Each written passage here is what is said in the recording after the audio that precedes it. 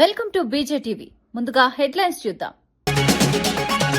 రైతు బంధుపై రేవంత్ ప్రభుత్వంపై హరీష్ రావు విమర్శలు. రైతులకు డబ్బులు పడటం లేదంటూ ప్రభుత్వంపై హరీష్ ఫైర్. కేసీఆర్ కాలంలోనే రైతు బంధు సమయానికి వచ్చేదన్న హరీష్. రైతుల సమస్యలను పట్టించుకోవటం లేదని వ్యాఖ్య. ఎంఎస్ఎంఈలపై చంద్రబాబు ప్రభుత్వం విఫలమైందన్న కళ్యాణి.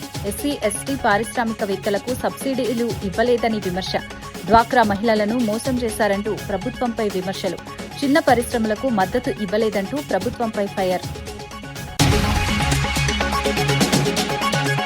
రాజకీయాలు కలుషితం అవుతున్నాయన్న మహేష్ కుమార్ గౌడ్. ధనార్జన కోసం రాజకీయాల్లోకి వస్తున్నారని వ్యాఖ్య.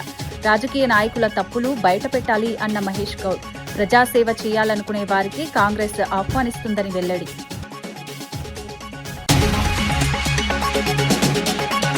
పేదలకు సీఎంఆర్ఎఫ్ చెక్కులు అందజేసిన మంత్రులు దుర్గేష్.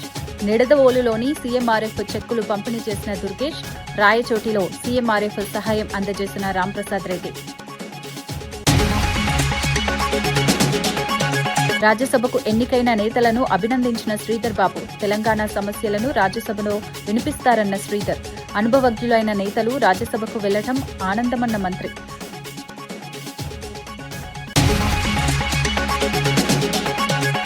రాజమండ్రిలో జగన్పై తీవ్ర విమర్శలు వ్యక్తమయ్యాయి. ప్రజా సమస్యలపై స్పందించకుండా కేవలం బల ప్రదర్శన యాత్రలపై మాత్రమే జగన్ దృష్టి పెట్టారని విమర్శించారు.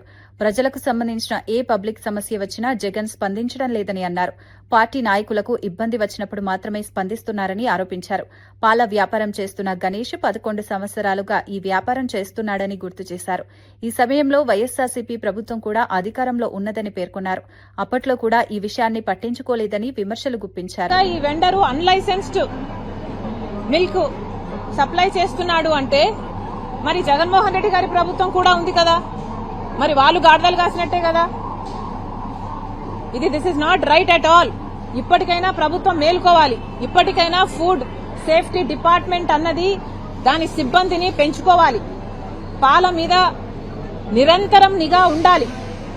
గుడ్లు అయితేనేమి లేక చికెన్ అయితేనేమి ఇవి కూడా గ్రోత్ హార్మోన్స్ ఉన్నాయి అన్న భయం చాలా మందిలో ఉంది. చాలా మందికి చాలా లాంగ్ టర్మ్ డిసీజెస్ వస్తున్నాయి. ఇవన్నీ కూడా అరికట్టాల్సిన బాధ్యత ప్రభుత్వానిదే. గీతం యూనివర్సిటీ భూముల వ్యవహారంపై విశాఖ జిల్లా కలెక్టర్ కార్యాలయం ఎదుట వైఎస్సార్సీపీ నాయకులు ఆందోళన చేపట్టారు.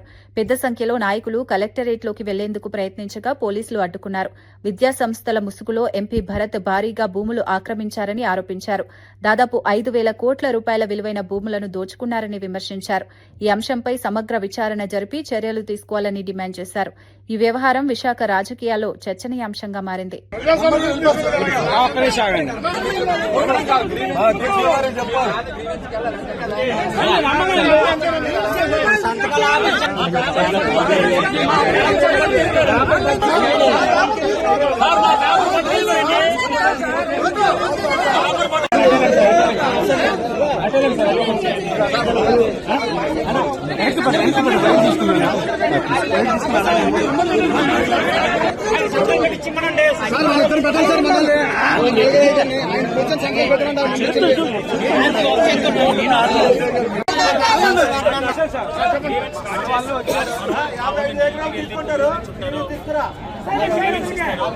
స్టార్ట్ చేయమంటే మేము బయటికి వెళ్ళిపోతాం.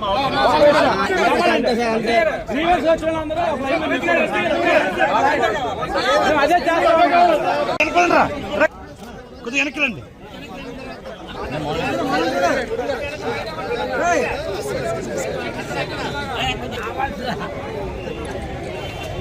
వెనక్కి రండి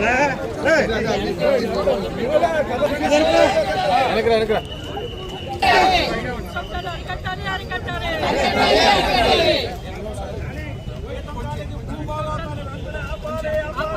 ఆంధ్రప్రదేశ్లో పేద కుటుంబాలకు ఆరోగ్య భద్రత కల్పించేందుకు ప్రభుత్వం కట్టుబడి ఉందని మంత్రులు కందుల దుర్గేష్, మండిపల్లి రాంప్రసాద్ రెడ్డి తెలిపారు.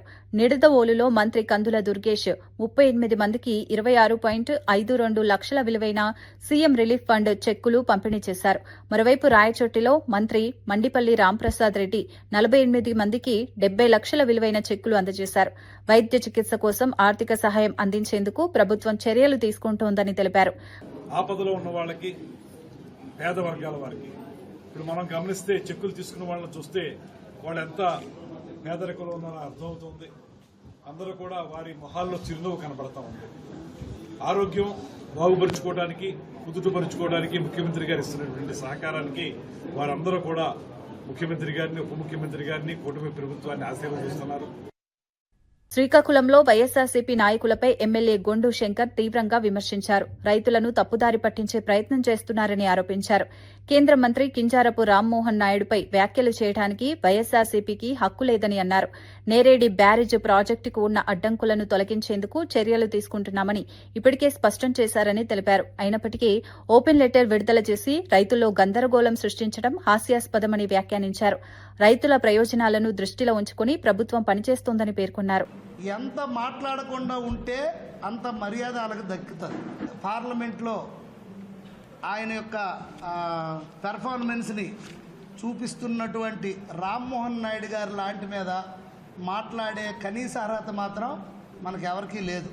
వంశధార ప్రాజెక్టు, నీటి ప్రాజెక్టు కోసం గౌరవ మంత్రివర్యులు అందరూ కూడా, వైసీపీ నాయకులు, సీనియర్ నాయకులు అందరికి కూడా మీరు ఎంత తక్కువ మాట్లాడితే మీకు అంత మర్యాద ఉంటుంది.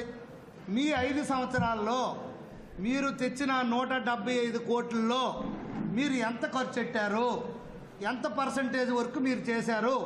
స్ట్రైట్ క్వశ్చన్ అడుగుతున్నాను, మీరు చెప్పండి. తెలంగాణ నుంచి రాజ్యసభకు వేం నరేందర్ రెడ్డి, అభిషేక్ మను సింఘ్వి ఏకగ్రీవంగా ఎన్నికయ్యారు. రిటర్నింగ్ అధికారి వారి ఎన్నికను అధికారికంగా ప్రకటించి సర్టిఫికేట్లు అందజేశారు. ప్రధాన ప్రతిపక్షం బీఆర్ఎస్ అభ్యర్థులను నిలబెట్టకపోవడంతో ఈ ఎన్నికలు ఏకగ్రీవంగా మారాయి. ఈ సందర్భంగా మంత్రి శ్రీధర్ బాబు స్పందిస్తూ రాష్ట ప్రజల సమస్యల కోసం పోరాడే నాయకులు రాజ్యసభకు వెళ్లడం ఆనందంగా ఉందన్నారు. వేం నరేందర్ రెడ్డి మాట్లాడుతూ తెలంగాణ సమస్యలను ఢిల్లీలో రాజ్యసభ వేదికగా ప్రస్తావిస్తానని తెలిపారు. కాంగ్రెస్ నాయకత్వం తనపై ఉంచిన నమ్మకాన్ని నిలబెట్టుకుంటానని అన్నారు.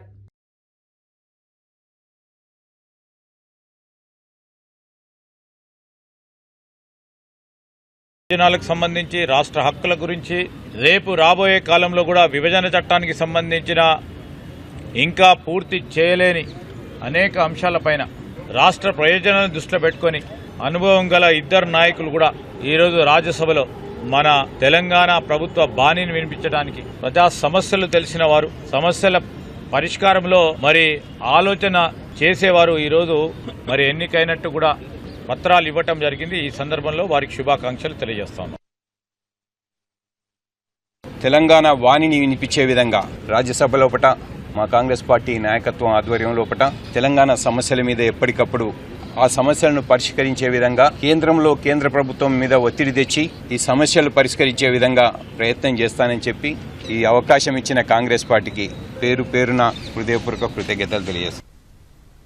ఎంఎస్ఎంఈల అభివృద్దిపై చంద్రబాబు ప్రభుత్వం ఏం చేసిందని వైఎస్సార్సీపీ మహిళా విభాగం అధ్యక్షురాలు వరదు కళ్యాణి ప్రశ్నించారు. ఎస్సీ, ఎస్టీ పారిశ్రామికవేత్తలకు ఇవ్వాల్సిన 800 కోట్ల సబ్సిడీలు ఇప్పటికీ ఇవ్వలేదని విమర్శించారు. ఈ కారణంగా వారు రోడ్డెక్కాల్సిన పరిస్థితి వచ్చిందన్నారు. 0 వడ్డీ రుణాలు ఇవ్వకుండా డ్వాక్రా మహిళలను కూడా మోసం చేశారని ఆరోపించారు. చిన్న వ్యాపారాలు, పారిశ్రామిక రంగానికి ప్రభుత్వం సహకారం అందించడంలో విఫలమైందని విమర్శించారు. పారిశ్రామికవేత్తలకు తగిన మద్దతివ్వాలని డిమాండ్ చేశారు.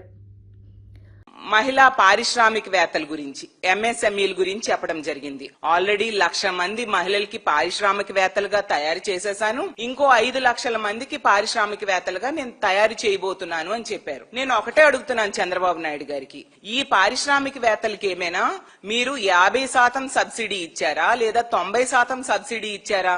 వాళ్ళు షూరిటీలు, సొంత ఆస్తులు షూరిటీలు పెట్టుకుని పరిశ్రమలు పెట్టుకుంటే దాన్ని మీ ఖాతాలో ఎలా వేస్తారు అని నేను అడుగుతూ ఉన్నాను. ఇప్పటికీ రాష్ట్రంలో ఈ 20 నెలలుగా తీసుకుంటే ఎస్సీ, ఎస్టీ పారిశ్రామికవేత్తలు వాళ్ళకి ఇవ్వాల్సిన 800 కోట్ల సబ్సిడీలు ఇవ్వక రోడ్డెక్కి ఆందోళన చేస్తూ ఉండే పరిస్థితి ఉంటే మీరు 1,00,000 మంది పారిశ్రామికవేత్తలుగా మహిళల్ని తయారు చేశాను అని ఎలా చెప్తారు?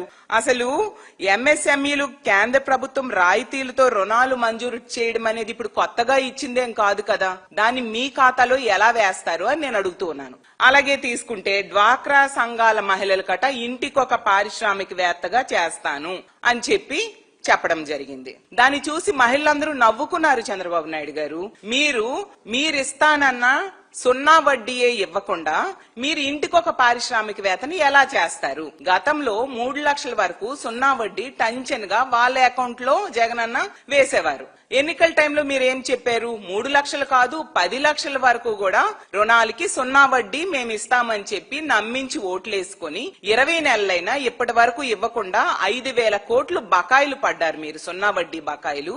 ఈ రోజు డ్వాక్రా సంఘాలు మీ నాయకత్వంలో, మీ కూటమి పాలనలో వాళ్ళ పరపతి తగ్గిపోయింది, వాళ్ళ పొదుపు కూడా తగ్గిపోయింది. బ్యాంక్స్ లోన్స్ ఇవ్వడం తగ్గించేశాయి.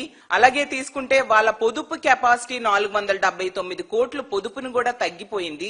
ఎందుకంటే వాళ్ళకి మీరు సపోర్ట్ గా నిలబడకపోవడం వలన, వాళ్ళకి సున్నా వడ్డీ ఇవ్వకపోవడం వలన ఇలాంటి దారుణమైన పరిస్థితులు డ్వాక్రా సంఘాలకుంటే ఇంటికొక పారిశ్రామికవేత్తని ఎలా మీరు తయారు చేస్తారు అని నేను అడుగుతూ ఉన్నాను. మళ్ళీ జగనన్న ముఖ్యమంత్రి 2019లో ప్రమాణ స్వీకారం చేశాక మహిళలకి 2019 ఏప్రిల్ వరకు ఉన్న రుణాలని ఆసరా ద్వారా వాళ్ళ అకౌంట్ లో 25,500 కోట్ల పైగా వేయడమే కాకుండా సున్నా వడ్డీ కూడా 5,000 కోట్ల వరకు వాళ్ళ అకౌంట్ లో వేయడం జరిగింది. ఫ్రీ బస్ గురించి చాలా గొప్పలు చెప్పారు, శ్రీశక్తి అనేసి పథకం పేరు చెప్పి. తీసుకుంటే మీరు ఎన్నికల టైంలో అన్ని బస్సులకి ఫ్రీ అని చెప్పి ఇప్పుడు రాష్ట్రంలో ఉన్న 16 బస్సుల్లో కేవలం 5 రకాల బస్సులకు మాత్రమే మహిళలు ఫ్రీగా ప్రయాణం చేసేట్టుగా అవకాశం కల్పించి 11 బస్సుల్లో వాళ్ళకి అవకాశం లేకుండా చేయడమే కాకుండా ఎన్నికల టైంలో రాష్ట్రంలో ఎక్కడి నుంచి ఎక్కడికైనా ఫ్రీ.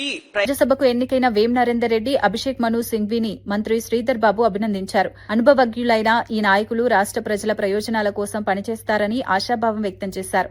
రాజ్యసభ వేదికగా తెలంగాణ సమస్యలను బలంగా వినిపిస్తారని తెలిపారు. కాంగ్రెస్ పార్టీ రాష్ట్ర ప్రయోజనాలను కాపాడేందుకు కట్టుబడి ఉందన్నారు. ఈ ఎన్నికలు పార్టీకి గౌరవాన్ని తీసుకువచ్చాయని పేర్కొన్నారు. ప్రజల సమస్యల పరిష్కారంలో ఈ నాయకులు కీలక పాత్ర పోషిస్తారని అన్నారు. మన తెలంగాణ ప్రభుత్వ బాణిని వినిపించడానికి మరింత శక్తినిచ్చే కార్యక్రమం. ఆ సందర్భంలో ఇద్దరు అనుభవం గల నాయకులు, ప్రజా జీవితంలో ఉన్న నాయకులుగా, ప్రజా సమస్యలు తెలిసిన వారు, సమస్యల పరిష్కారంలో మరి ఆలోచన చేసేవారు ఈరోజు మరి ముఖ్యమంత్రి రేవంత్ రెడ్డి గారు, అదేవిధంగా పిసిసి అధ్యక్షుల వారు. రాజకీయాలు రోజురోజుకు కలుషితం అవుతున్నాయన్నారు టీపీసీసీ చీఫ్ మహేష్ కుమార్ గౌడ్. రాజకీయాల్లోకి కొత్తగా వచ్చేవారు ప్రజాసేవ కంటే ధనార్జనపై ఎక్కువ దృష్టి పెడుతున్నారని విమర్శించారు. అన్ని పార్టీలో కొంతమంది అవినీతి నాయకులు ఉన్నారని అన్నారు. రాజకీయ నాయకుల తప్పులను బయటపెట్టే బాధ్యత జర్నలిజంపై ఉందని చెప్పారు. మావోయిస్టులు ప్రజా జీవితంలోకి రావడం శుభపరిణామమని పేర్కొన్నారు. ప్రజాసేవ కంటే ధనార్జనపై ఎక్కువ దృష్టి పెడుతున్నారని విమర్శించారు. అన్ని పార్టీలో కొంతమంది అవినీతి నాయకులు ఉన్నారని అన్నారు. రాజకీయ నాయకుల తప్పులను బయటపెట్టే బాధ్యత జర్నలిజంపై ఉందని చెప్పారు. మావోయిస్టులు ప్రజా జీవితంలోకి రావడం శుభపరిణామమని పేర్కొన్నారు. ప్రజాసేవ చేయాలనుకునే వారిని కాంగ్రెస్ పార్టీ ఆహ్వానిస్తుందని తెలిపారు. ప్రభుత్వం చేపట్టిన సంక్షేమ పథకాలపై ప్రజలు సంతృప్తిగా ఉన్నారని అన్నారు. కలుషితమవుతున్నటువంటి ఈ వేళ మనం కొంత అప్రమత్తంగా ఉండి దాన్ని ప్రక్షాళన చేయాల్సిన అవసరం ఉన్నది. మావోయిస్టులు లొంగిపోతున్నారు. నేను మొన్న హైదరాబాద్ కూడా చెప్పడం జరిగింది. మావోయిస్టులు కూడా వారు ఎంచుకున్న విధానం రాజ్యాంగానికి వ్యతిరేకమైనప్పటికీ కూడా 30 నుంచి 40-45 ఏళ్లు వారు అరణ్యవాసంలో గడిపి పేద ప్రజల యొక్క అభివృద్ధి కోసం పాటుపడ్డారు. వారు కూడా ఒక రకంగా పేద ప్రజలకి సేవ చేయాలని తపన పడ్డారు. మార్గం వేరు కావచ్చు. ఇలా కాంగ్రెస్ పార్టీ కూడా పరిపూర్ణంగా పేదల అభ్యున్నతి కోసం పనిచేస్తూ ఉంది. సో లొంగిపోయిన మావోయిస్టులు ఎవరైనా రాజకీయంగా వచ్చి ప్రజాసేవ చేయాలనుకున్నప్పుడు కాంగ్రెస్ పార్టీ వారికి సరైన ప్లాట్ఫామ్ అవుతుందనే మాట చెప్పాను. కారణం ఏంటంటే కాంగ్రెస్ పార్టీ పునాదుల్లోనే ఉంది పేద ప్రజల యొక్క అభ్యున్నతి కోసం పాటుపడడం అని. కాంగ్రెస్ పార్టీ పరిపూర్ణమైనటువంటి లౌకికవాద పార్టీ. సో ఎవరైనా వచ్చి సేవ చేస్తారంటే కాంగ్రెస్ మంచి ప్లాట్ఫామ్ అవుతుందన్నమాట చెప్పడం జరిగింది. ప్రజాపాలన ప్రణాళిక ఏదైతే 99 రోజులు ఉందో హరీష్ రావు కామెంట్ చేస్తున్నారు, కేవలం ప్రచారం మాత్రమే చేస్తారు. హరీష్ రావు కామెంట్ చేసినా, కేటీఆర్ చేసినా ప్రజలు వినే పరిస్థితి లేరు.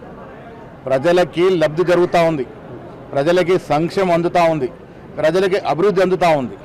రేవంత్ రెడ్డి గారు ముఖ్యమంత్రిగా కాంగ్రెస్ ప్రభుత్వం ఇస్తున్నటువంటి ఫలాలు వీళ్ళ ప్రజలకు అందుతూ ఉన్నాయి.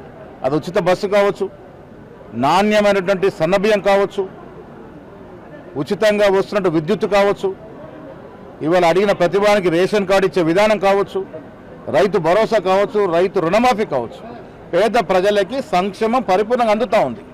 ఇలా హరీష్ రావు చెప్పినా, కేటీఆర్ చెప్పినా వినే పరిస్థితి లేరు. ప్రజలు సంతృప్తిగా ఉన్నారు. అదే మాకు కావాలి. ఖమ్మం జిల్లా వైరా నియోజకవర్గ కేంద్రంలోని జ్యోతిరావు పులే గురుకుల బాలికల పాఠశాలలో అంతర్జాతీయ మహిళా దినోత్సవ వేడుకలు ఘనంగా నిర్వహించారు. Wyra Lions club, great vision Lions club ఆధ్వర్యంలో ఈ కార్యక్రమం జరిగింది. ఈ సందర్భంగా మహిళా ఉపాధ్యాయులు, లయన్స్ క్లబ్ మహిళా సభ్యులను municipal chairman doctor Kapa Chandrakala, doctor Kapa Muralikrishna ఘనంగా సన్మానించారు. మహిళలు సామాజిక సేవ, రాజకీయ రంగాల్లో రాణించాలని ఆకాంక్షించారు. విద్య ద్వారానే ఉన్నత స్థానాలు సాధించవచ్చని విద్యార్థినులకు సూచించారు. కార్యక్రమంలో లయన్స్ క్లబ్ సభ్యులు, ఉపాధ్యాయులు పాల్గొన్నారు. చేసుకుంటూ ఎన్నో విజయాలను చవిచూస్తుంది. అలాంటి స్త్రీమూర్తులందరికీ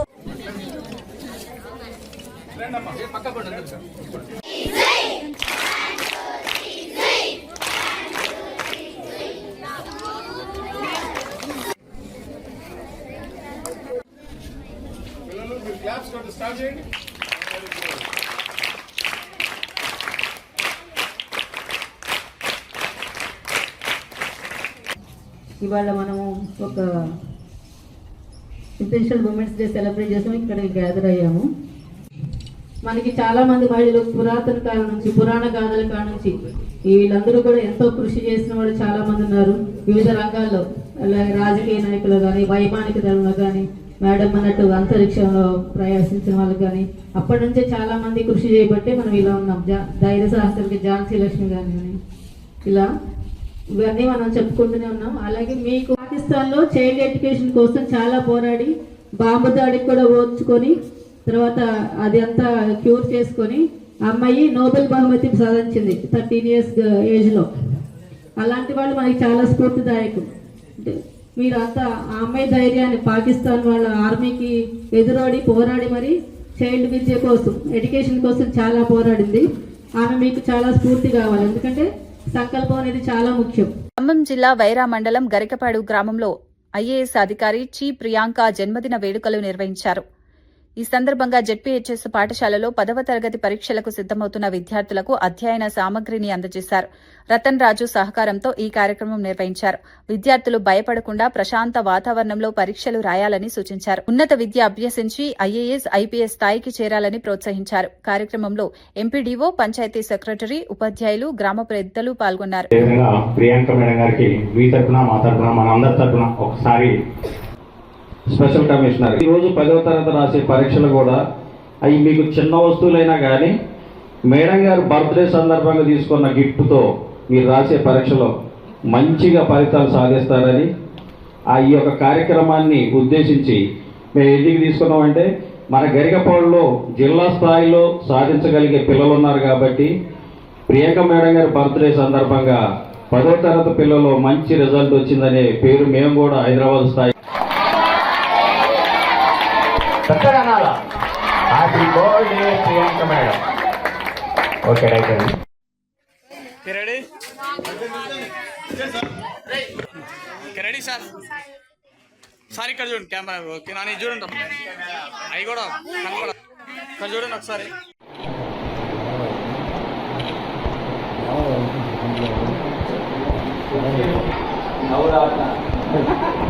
అంతర్జాతీయ మహిళా దినోత్సవం సందర్భంగా సంగారెడ్డి జిల్లా సెయింట్ యాంటనీ మహిళా డిగ్రీ కళాశాలలో సైబర్ క్రైమ్ అవగాహన కార్యక్రమం నిర్వహించారు. ఈ కార్యక్రమానికి cyber security bureau DSP Venugopal Reddy ముఖ్య అతిథిగా హాజరయ్యారు.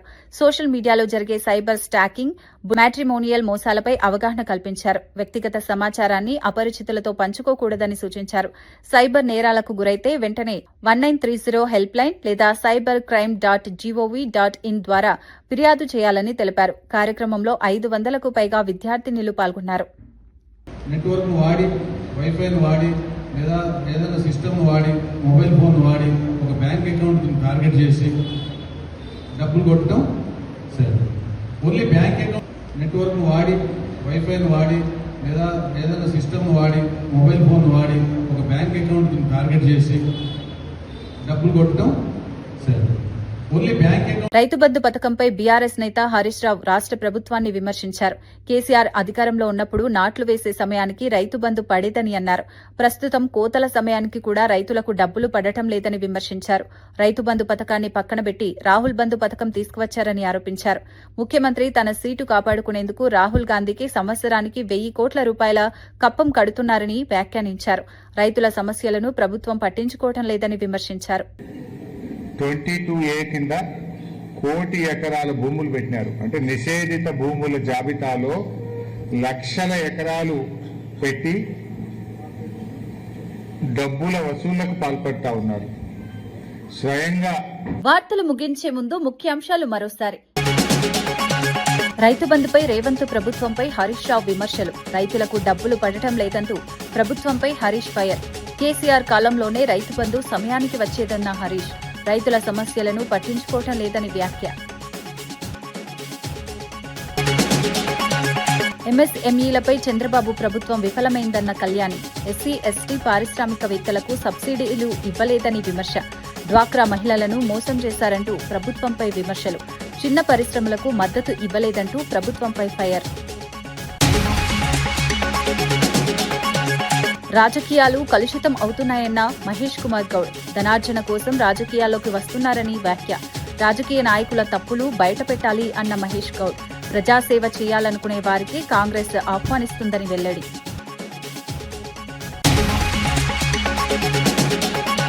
పేదలకు సీఎంఆర్ఎఫ్ చెక్కులు అందజేసిన మంత్రులు దుర్గేష్.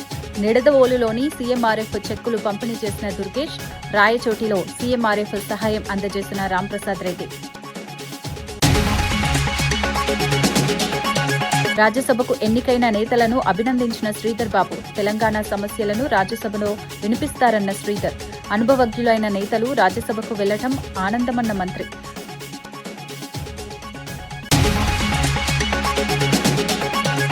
ఇవి ఈనాటి వార్తా విశేషాలు. మరో బులెటిన్లో మళ్లీ కలుద్దాం. నమస్కారం.